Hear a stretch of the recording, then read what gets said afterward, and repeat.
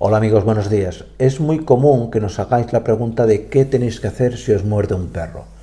Pues en este vídeo no solamente os voy a explicar qué tenéis que hacer desde el punto de vista médico para atender la mordedura de perro, sino que también lo que tenéis que hacer con el perro agresor. Ya no solo con el perro, sino con el propietario del perro agresor. ¿De acuerdo? Pues no me enrollo más y vamos a por el vídeo.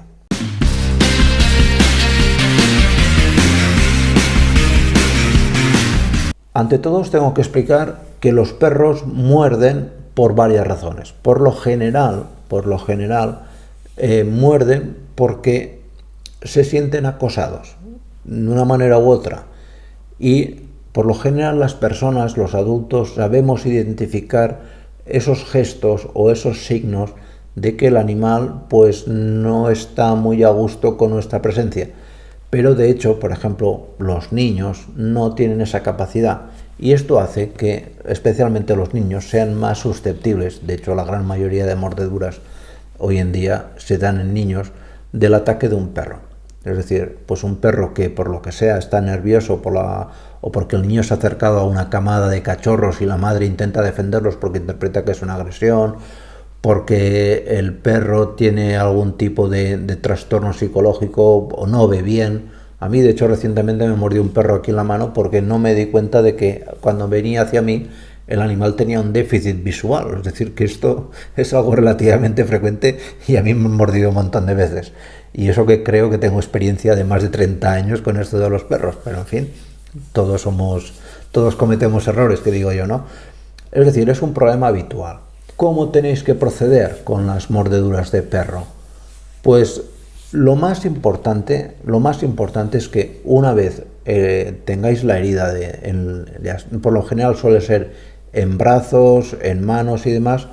En los niños pueden ser en sitios más complicados, especialmente cuello y cara, pero en cualquier caso, con independencia de la zona, lo primero que tenéis que hacer es lavar abundantemente con agua, simplemente con agua.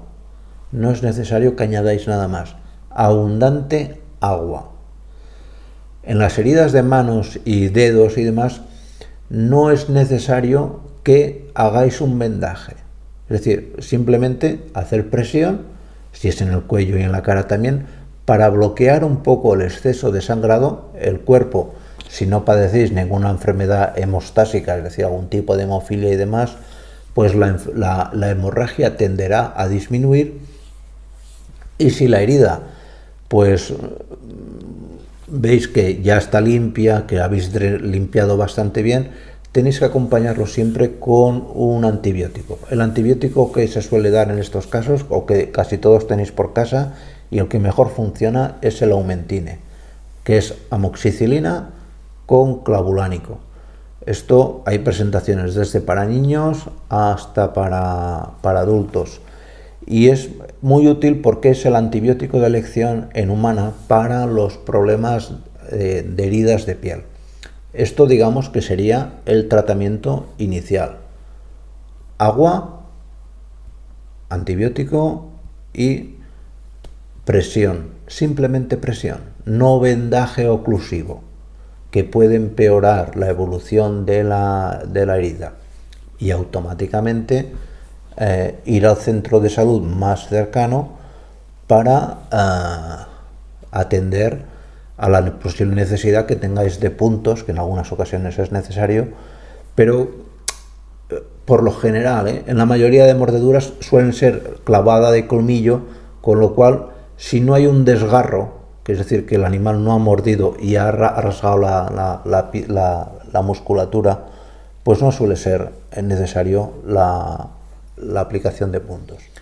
Pero la segunda parte del problema es qué tenéis que hacer con el perro. Pues aquí hay que analizar varios factores. Hay que analizar siempre varios factores. El primero y principal es que tenéis que contactar con el propietario del perro. Si no contactáis con el propietario del perro, que es un perro de calle y demás, comprobar si tiene el chip. Aquí en Europa es bastante habitual, por ley obligatorio, que los perros aquí en el lado izquierdo del cuello lleven por debajo de la piel un microchip, con lo cual sí o sí podemos saber quién es el propietario, qué vacunas tiene, con qué se le ha tratado recientemente, qué enfermedades ha podido tener y demás. Hay que tomar una serie de muestras del perro, si se la ha podido coger, y analizar la posible presencia, especialmente del virus rabia. Muy importante. Y luego, pues ya están los factores que yo hablo desde el punto de vista judicial, que también son importantes y que hay que tener presentes. Hay toda una legislación sobre perros PPP, es decir, perros potencialmente peligrosos. Y hay un listado de razas de perros que cuando salen a la calle tienen que ir correctamente con su bozal, con su correa y demás. Y es más, los propietarios deben tener un seguro a terceros. Y de no cumplirlo, pues están generando una situación de riesgo para el resto de la población. Y esto hay que decirlo, oye, son animales que son razas de perros que hemos malcriado nosotros. Cuando me refiero a malcriar, es que las hemos creado por manipulación genética. Es decir, el perro originariamente no es así, pero hemos buscado en ellos cosas deplorables, desde perros de pelea, perros de lucha, etcétera, animales que ya de por sí son animales que hay que tener cuidado. Solamente digo eso, no voy a entrar en otra serie de disquisiciones porque además tampoco son ciertas. Pero son animales que ya la ley exige una serie de cuidados. Y lógicamente, si esos cuidados no se han llevado a rajatabla y tú has sido, o alguien de tu entorno, especialmente un niño, víctima de ese ataque, pues hay que tomar acciones legales. ¿Es recomendable el sacrificio del perro que ha mordido? Yo considero que no.